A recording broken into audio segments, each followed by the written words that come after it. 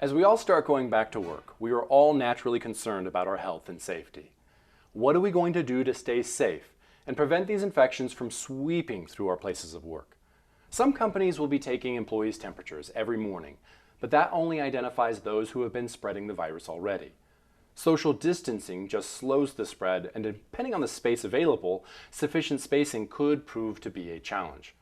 None of us want to get sick, and we certainly don't want a huge second wave that shuts down business and our livelihood again. But what if we could virtually eliminate the number one risk of becoming infected? Pulmonologist Dr. David Price, who's been on the front lines researching the transmission of the virus, has said that the main way people become infected with COVID-19, or most any respiratory virus, is almost exclusively from your hands to your face. From your hands to your face. We're constantly touching potentially contaminated surfaces like our keyboards, phones, and door handles. Then we touch our face, unconsciously, habitually, about 20 times an hour on average. When we're anxious, embarrassed, or stressed, we touch our faces even more.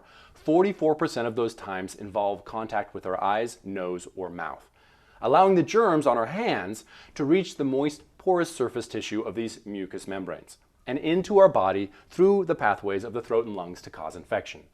So the advice to wash our hands and to try quit touching our face is really quite valid. But is anyone telling you how to do that? How to train yourself to quit touching your face? What if you could do it quickly and easily in 5 simple steps? All you need are the right strategies. My name is Doug Castillo, and what I do every day in my business at Leadership Integration Simplified, as a trainer, coach, and corporate culture therapist, is I specialize in making hard things easy. Every day I teach people how to easily take charge of their lives and to modify their behaviors in order to get the results that they want. So what I'm going to show you today is how to change this face touching habit forever and create a great hand washing habit too. Healthy habits for life. Touching your face is simply an automatic routine, a habit driven by a cue or trigger like your nose itching. That cue initiates a desire for relief from the discomfort, the itch, triggering a response, learned, automatic, and a routine response scratching our nose. And that routine is reinforced by a reward. Your nose doesn't itch anymore. Itch and repeat, or rinse and repeat, and now you have a habit. In 5 simple, easy steps, we can break this cycle, eliminate many of the triggers, and create healthier behaviors. Those 5 steps are your why, choosing to break the habit, interrupting the old automatic response, eliminate the triggers, and replacing the old response with a new response. All right, step 1, the why. What's in it for you? What would be the advantage for you in staying healthy? Find your why. What contribution would be missed if you were to get sick? Or worse, what would you miss? And who would be the person that if you were to give it to them and they ended up in the hospital or worse, you would feel absolutely horrible?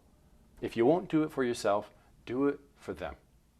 Step 2, choose. For you alone, is your why big enough? Say, I choose to change this habit. Decide, choose to do it. Once you have made a choice, step 3, interrupt the old automatic response. One way to interrupt an automatic ineffective response is by making it harder to do, like hiding all the junk food out in the garage. But short of tying cinder blocks to your arms to make it harder to scratch your face, it's sort of hard to hide your hands in the garage. So what do we do instead is that we make the automatic response very obvious, to bring it up out of our subconscious and into our conscious awareness, so we can interrupt the automatic response and break the unconscious pattern. One way to do this is with a very visual interrupter that's very obvious every time the automatic response is initiated. And we want to make using this visual interrupter very easy for us to do. When we bring our hands up to our face, the most prominent and obvious part is our index finger or thumb. We can simply turn your finger into a visual cue to interrupt that automatic response, sort of like the old trick of tying a string on your finger to remind you of something. In addition to the visual interrupter, you can create a kinesthetic interrupter at the same time by using something to interfere slightly with the bending of your finger, a more powerful double cue. That could be as simple as wrapping a Band-Aid around the joint of the knuckle. But you want to use one of those colorful Band-Aids like this. If you have a young child like I do, then you have plenty of colorful Band-Aids for every day of the week. You could put a colorful piece of tape around your finger or wrap a brightly colored elastic band around your knuckle. Just make sure it doesn't restrict the circulation. But there's something even better. Are you familiar with the fingertips that you use to sort office paperwork back in the office? You could cut the end off of that and just slide it up over your knuckle, or you can just buy them like that already. They're called rubber ring fingertips, like the one I'm wearing here. They come in various sizes. You can search for them on Amazon, or to make it easy for you, I'll hook you up with a direct link. Why I like finger rings is because they are visible, reusable, easy to put on and take off. They're even washable right while you're washing your hands. In addition, wearing them becomes a sign to everyone that you're taking your health in your own hands and serves as a reminder for them too. We are calling this the Red Finger Brigade because it can bring us all together to fight this virus while creating a sense of community, reminding and supporting each other.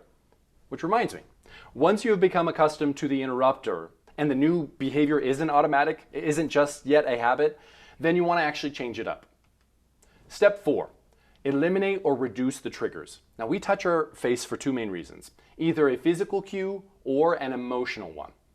The physical cues are some type of nerve twitch, a hair touching our face, goobers in our eyes or watering eyes, maybe pollen in the nose or worse, a runny nose, food or saliva at the corner of our mouths, or anything that has landed on our face, an eyelash, dirt, including about 30,000 skin cells we shed every minute.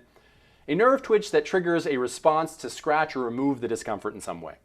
So what do we do about all of these if we can't touch our face? First, remove and prevent as many of the physical cues and triggers from your face as possible. After you wash your hands, wash your face. Clean deep inside your nose, the creases of your nose. Rinse out your eyes. Trim those pesky nose hairs. Pull back your hair to keep it off your face. Gentlemen, trim your mustache. Remove as many of the physical cues and triggers as possible. If you find yourself rubbing or stroking or holding your face, then you may want to address the emotional cues. We touch our face when we are stressed, bored, tired, just as a form of self-soothing to reduce the stress and discomfort. And that brings us to step 5. Replace the old response with a new response. So how can we respond to these emotional triggers in a more effective way?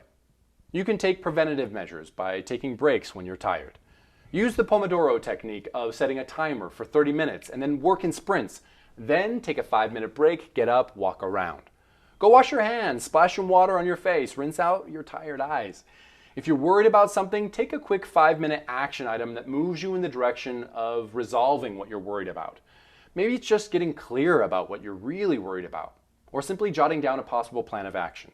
If you're stressed or bored, you want to figure out why. When we resist these feelings and try to avoid it and bury it, then it grows. So what are some replacement behaviors we can take when we have that itch that just has to be scratched? First, don't use your pen to scratch that itch. You never know where those things have been. Let me give you an easy solution that uses a tissue. I call it the ghost tissue technique. You take a tissue and you grab the middle to make a little ghost like this. Now simply remember to touch the outside with your hands and the inside with your face. So long as you only touch your face with the inside, there's very little chance for contamination. Another thing you can do in a pinch or in an itch is use the inside of your shirt to scratch your face. But you must have a clean shirt on. Those PJs you've been living in for the last 10 days may not be a good idea. And if you're wearing a mask, treat the mask the same way you would your face, all right? So let's talk about the other part of the strategy to keep the bugs away, washing your hands. We want to make it obvious and we want to make it easy.